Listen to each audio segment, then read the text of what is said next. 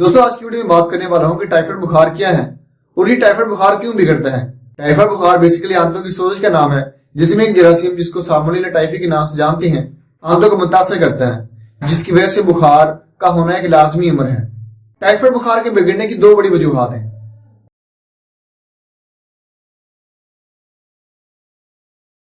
Number 1 पे बाद दफा जब किसी मरीज को पता चलता है कि उसको बुखार है तो वो तशखीस किए बगैर कोई भी दवा जो कि रवायती दवा इस्तेमाल होती है, जो अमूमन आमतौर पर जिस तरह कोई भी दवा जैसे मौसमी तगय्युर से या नजला जुकाम की वजह से या वक्ती तौर पर जो थकावट होती है, वहां मरीज दवा का इस्तेमाल करते हैं जो कि टेम्परेचर को लो करने वाले दवाइयात या टेम्परेचर को नॉर्मल करने वाली दवाइयात होती है उनका इस्तेमाल करते हैं। तो वहां भी मरीज जिसको टाइफाइड बुखार हुआ होता है वो वहां पे वही मेडिकेशन ले रहा होता है, क्योंकि उस दवा के इस्तेमाल के बाद या उस मेडिकेशन के इस्तेमाल के बाद मरीज का टेम्परेचर जो है वो नॉर्मल हो जाता है। लेकिन वो जो मसला है यानी कि आंतों के सोजे वो वहीं पे रहती है, वो साल्मोनेला जो जरासीम है वो आंतों को मुतासर करता रहता है और इस तरह बुखार जो है वो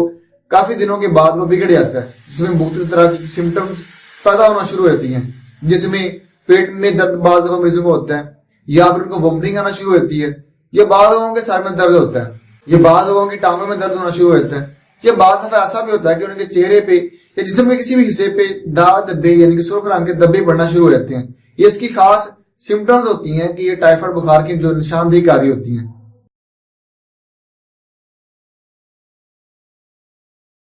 नंबर 2 पे मरीज ये गलती करता है कि जब एक मुआलिज को दवा देता है, वो मुआलिज की तजवीज करदा दवा जो कि 1 हफ्ता या 2 हफ्ता पर मुश्तमिल होती है,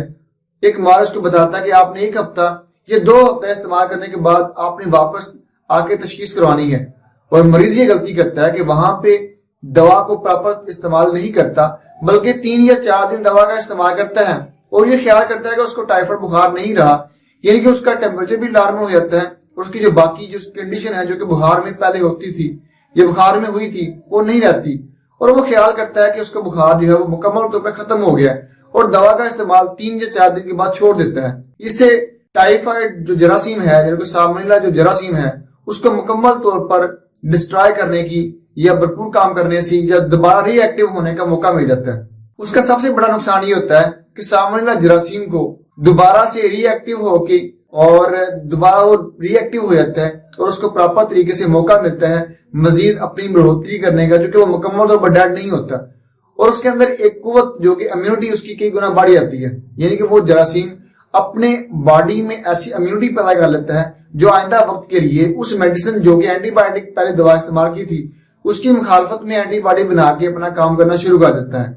ये 2 वजूहात थी जो मैंने बताई, और अक्सर लोग यही गलती करते हैं। नंबर 1 पे ये होती है कि जब उनको बुखार होता है वो तशखीस करवाए बगैर दवा का इस्तेमाल करते हैं, उनको इल्म नहीं होता कि उनको स्पेसिफिकली टाइफाइड बुखार है। नंबर 2 जिसकी मैंने बात की कि बाद मरीज पूरी तरह मेडिकेशन नहीं करते जिसकी वजह से ये बुखार बिगड़ता है, और आज ये रेशो बहुत ज्यादा बढ़ चुकी हुई है। जब किसी को इस तरह की अलामतें पैदा हो तो मुकम्मल तौर पर ट्रीटमेंट करवाएं,